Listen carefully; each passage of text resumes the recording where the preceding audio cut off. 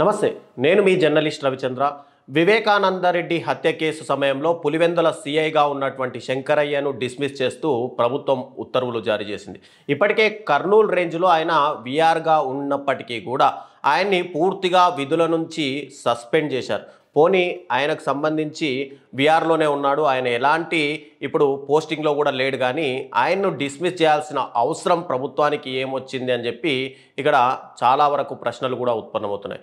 ఎప్పుడైతే వివేకానందరెడ్డి హత్య జరిగిందో ఆ సమయంలో పులివెందుల సిఐగా ఉన్నటువంటి శంకరయ్యని అక్కడ హత్య కేసుకు సంబంధించి లోపలికి పిలవడం, మిగతా పోలీస్ ఆఫీసర్లను ఎవరిని లోపలికి పిలవలేదని, ఆ తర్వాత అక్కడ సాక్ష్యాధారాలను పూర్తిగా రక్తపు మరకలను సిఐ శంకరయ్య ఆధ్వర్యంలో తుడిచేశారని చెప్పి ఇక్కడ మెయిన్గా ప్రభుత్వం అయితే ఆరోపిస్తుంది.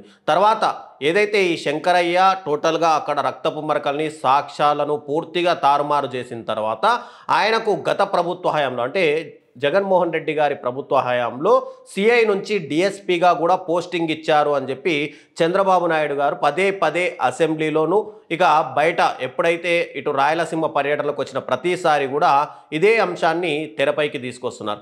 అయితే తనకు ఎలాంటి లబ్ధి చేకూరలేదు, తాను సిఐ నుంచి డిఎస్పీ క్యాడర్కి వచ్చినట్టుగా ఎక్కడా కూడా ఉత్తర్వులు జారీ రాలేదు, ఇవన్నీ కూడా అసత్య ప్రచారాలు అంటూ శంకరయ్య గతంలోనే ఇటు చంద్రబాబు నాయుడుకు ఒక నోటీస్ పంపారు.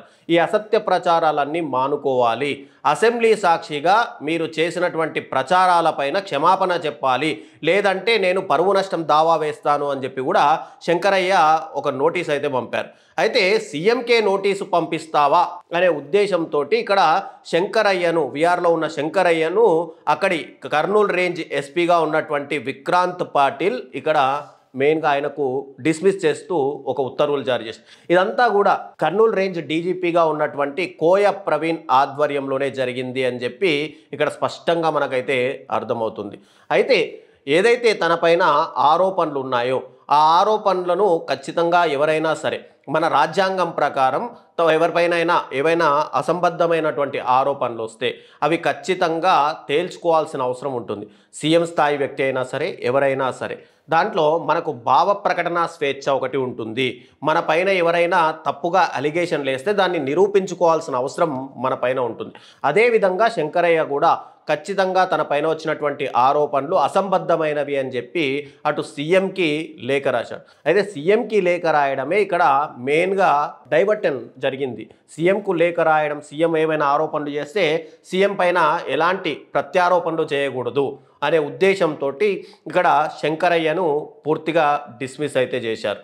అయితే ఇప్పుడు ఒక్కసారిగా కూటమి ప్రభుత్వం శంకరయ్యను డిస్మిస్ చేయాల్సిన అవసరం అయితే లేదు. ఎందుకంటే ఇక్కడ పోలీస్ వ్యవస్థ గతంలో చాలా అద్భుతంగా పనిచేసేది. ఆంధ్రప్రదేశ్ రాష్ట్రంలో ఏవైనా కేసులు పరిష్కరించినా సరే, లేదంటే ఏవైనా నేరారోపణలు ఉన్నా సరే కొన్ని రోజుల్లోనే వాటిని అన్నిటిని కూడా సాల్వ్ చేస్తూ వచ్చేది.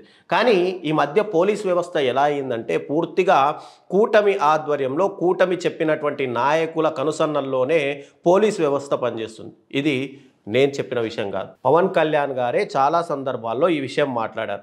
ఏదైనా సరే పోలీస్ వ్యవస్థ అనేది ప్రభుత్వ కనుసన్నల్లోనే పనిచేస్తుంది.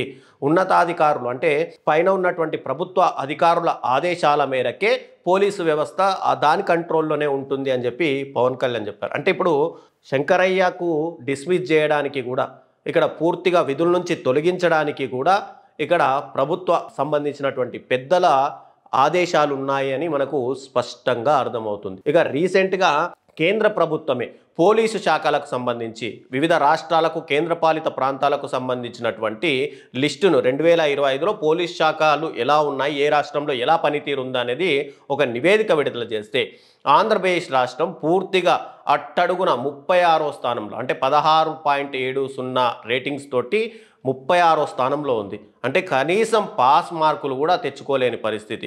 ఇక సమన్వయం అంటే ఫైరు, పోలీసు, ఇటు అంబులెన్స్ అంటే మెడికల్, ఈ మూడు వ్యవస్థలు సమన్వయం చేసుకోవాల్సిన అవసరము ఖచ్చితంగా పోలీస్ వ్యవస్థ పైన ఉంటుంది.